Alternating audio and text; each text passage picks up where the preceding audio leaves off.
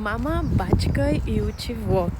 Днеска ще ви взема в един мой ден и ще си поговорим за Германия като цяло. Напоследък имам супер забързано ежедневие и едва му оцелявам, но искам да направя това видео, за да може майките, които също минават през същото или им предстои да се върнат на работа след майчинство и да имат повече време, защото децата ходят на детска градина, училище и така нататък, да видят реално как се случват нещата. В момента аз отивам към училище, защото днес е четвъртък, а всеки вторник и четвъртък аз имам Deutsch курс, който започва в 8:30 до 12 без 20. След това ще ви взема на моята работа, където аз ще почиствам. И така, но нещо много важно, което сега искам да ви споделя на жените, които са тук в Германия и мъжете, няма значение. Защо? Защото много хора ми споделят, че срещат трудности да си намерят работа. Дори не само хора, които са били в майчинство или поради някаква причина са останали за дълго време без работа. Много хора просто споделят, че не ги взимат на работа в Германия, защото особено големите фирми. Така, много важно нещо, което научих сега, когато започнах Deutsch курса и виждам как това нещо работи. Това никой немец няма да ви го каже и няма да ви отвори очите за него. Никой работодател няма да ви го предложи, ако вие сам не го поискате. Значи, много е важно, когато отидете на работа, на интервю за работа, да попитате, ако ви откажат, ако ви кажат, че не могат да ви наемат, да попитате просто за практика при тях. Да кажете, добре, тъй като в момента не работя, имам свободното време, има ли възможност да ме вземете на безплатна freiwilliges практикум при вас? Тогава повечето работодатели ви взимат. И това е врата. Вие да се докоснете до работата и те да се докоснат до вас. И много хора след практиката започват на работа, защото работодателя вижда потенциала в тях и иска тези хора в своята фирма. Затова нещо, което аз ще препоръчам на всички от вас, които срещате трудност при започване на работа, отказват ви. Предложете сами. Още на същия ден, когато сте на интервюто, кажете, аз съм отворен дори само на практика. 2 седмици, месец. Да, безплатно няма да се плати, но вие имате възможността да започнете в добра фирма на работа, а и дори да не започнете, тогава вие получавате документ, с който вие може да покажете, че сте правили практика в фирма, която за вас е интересна, бранша, който вие искате да работите, и тогава ви се отварят врати да си намерите работа по-лесно. Тъй като вече стигнах на курса, но искам още да ви споделя нещо. Ще излезна, за да не пречи на хората. Нещо много важно е за Lebenslauf, който вие правите. В Германия много фирми използват автоматични филтри за Lebenslauf. И когато вашият Lebenslauf не съдържа, примерно, много важни точки в себе си, то тогава този филтър изпраща вашия Bewerbung още преди някой да е разбрал за него в кофата за буклук. Затова, хора, много е важно, когато четете една обява, прочетете 5 или 6 неща, които ги има като условие и ги вкарайте във вашия Lebenslauf. Ако пише там, че ще обслужваш клиенти, напиши опит в обслужването на клиенти. Ако пише там, че трябва да поддържаш някакви машини, то тогава напишете опит в поддържането на еди си коя машина. По този начин вие си гарантирате, че ще видят вашият Lebenslauf и Bewerbung. Иначе, когато не съдържат тези неща, много често вие сте филтрирани и не достигате до Vorstellungsgespräch. Сега аз влизам в курса ми, ще си завържа маратонката, защото ми е отвързана и след това ще видите как протича един мой ден.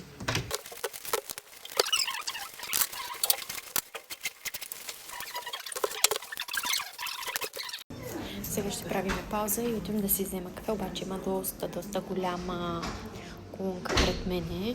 Ако може да видите, направо голяма лудница. Всеки иска да пие кафе. Аз въобще не харесвам това кафе, което е на тая машина, защото има супер много захар. Но какво да се прави, като няма друго, това ще е. Пробваме да видим дали ще ми хареса сега това нещо. Ужасно е, хора. Ужасно. Изхвърлих го кафето и си купих такова едно нещо, да хапна поне нещо сладичко, защото стана беше много ужасно сладко от това, което хапнах. Затова реших да си взема една разтворима супа, която за сметка на това, че кафето беше супер гадно, се оказа много вкусна и може би за в бъдеще ще си купувам вместо кафе супа. Току-що курса ми приключи и имам точно 3 минути да стигна до буса, който не е много далече, да го хвана и да отида на работа. Докато отивам до работа, искам да ви кажа нещо много важно, хора. Става въпрос за Arbeitszeugnis. Какво е Arbeitszeugnis? Това е нещо, което получаваш от всеки един работодател, след като напуснеш или те изгонят или каквото ще не става, след като приключиш работата си на едно място, ти получаваш Arbeitszeugnis. Има два вида Arbeitszeugnis и те са нормален, в който просто пише от кога си работил във фирмата, нали, за да се знае и на какъв договор си бил нает. Но има квалифициран Arbeitszeugnis, който се казва квалифицирате Arbeitszeugnis, в който работодателя, ако вие му кажете, ще го направи, разбира се. Затова винаги казвайте Ich brauche eine qualifizierte Arbeitszeugnis. Защото аз направих тази грешка, не съм си взела такова нещо и сега имам по-ниски шансове. Но когато поискате такъв квалифициран Arbeitszeugnis, те са длъжни да напишат, че, примерно, вие сте обслужвали много добре клиентите, от какво са били доволни, какво сте правили точно, какви точно функции сте изпълнявали. Например, може би сте били човек, който обучава нов персонал. Може би сте били едни от хората, които отиват винаги точни на работа. Работили сте извънредно, помагали сте. Всичко това ще бъде написано. И когато вие напуснете или каквото ще да било и си търсите нова работа, вие може да представите този документ, който показва на вашия нов работодател какво точно вие сте правили добре, какви са вашите плюсове. Разбира се, ако сме били кофти служител, не искаме такъв Arbeitszeugnis, но когато ти знаеш, че ти си бил топ на работа, знаеш, че си се справил много добре с някои неща, тогава търси си този документ, защото когато отидеш на Vorstellungsgespräch, можеш да кажеш: ето тук моят Arbeitszeugnis, аз съм бил добър в това и знам, че мога да ви го дам, така че имайте го в предвид. Това е още един плюс за вас, когато си търсите работа. Вие сте напуснали вече, минало е някакво време, нямате този документ, но искате да си го вземете. Имате право, стига да не е като мене вече след 7 години и човекът, който е отговарял за вас, е излезнал по пенсия, примерно. И никой вече не знае за вас, но ако ти си напуснал преди някакво време, да речем няколко месеца, година, и човека, който е отговарял за тебе, все още те познава, може да ти се издаде този документ. Така че никога не е прекалено късно, ако човека, който те е наел, отговарял е за теб, е все още там на работа. Може да поискаш този документ.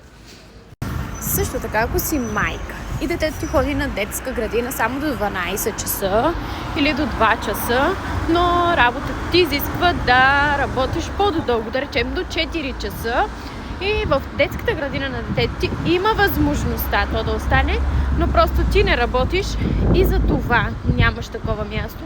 Това нещо може да го кажете на работодателя.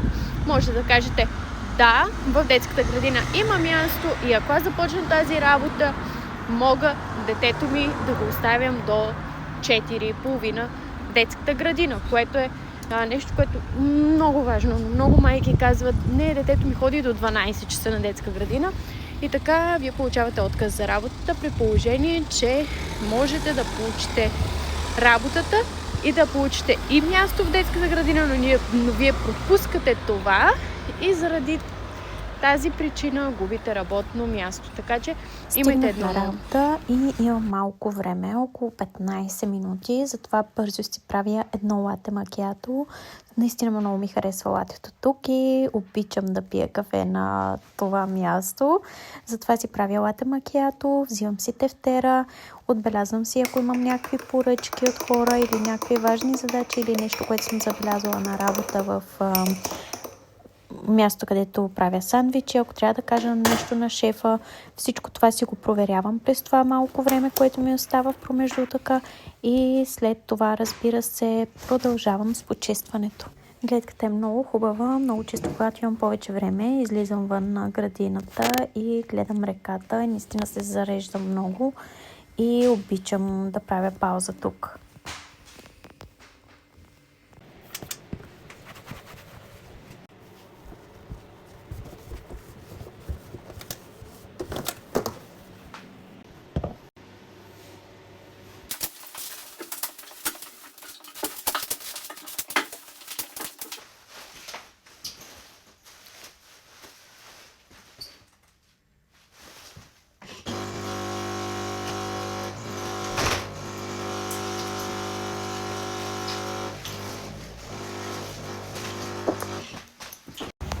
Реших да си взема и дюнер. На мен и мъжа ми ето тук от този дюнер. Между другото, той е доста така вайрал в TikTok.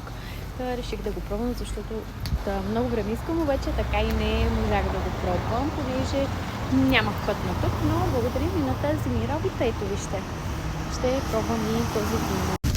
Готово, купихме си 1 тон ядене и сега отивам бързо да си хвана и буса. Надявам се. То дойде точно на време, хора.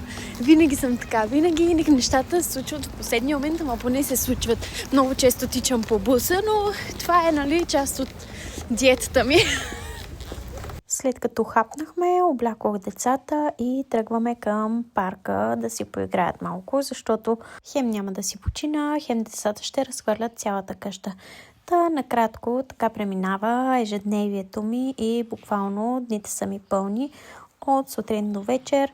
Разбира се, забравих да снимам, но след като се прибрах ми се наложи да изчистя и банята основно, защото беше пълен хаос.